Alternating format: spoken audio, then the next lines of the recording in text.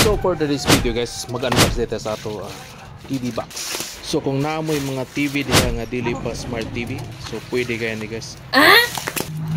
So naa rin na siya free nga wireless keyboard guys. So naa siya charger sa keyboard, ang keyboard mismo.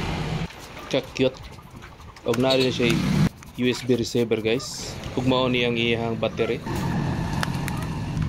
So mao na ang iyang free nga keyboard guys. So mao ni ang sulod sa ato ang TV box guys, manual TV box mismo. Yan.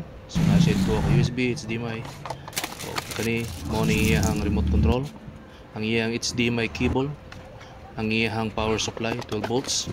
So mao na ang sulod.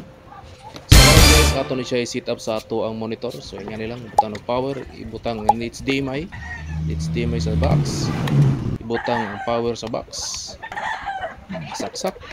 Isaksak. Ibutang ang receiver ng USB sa keyboard.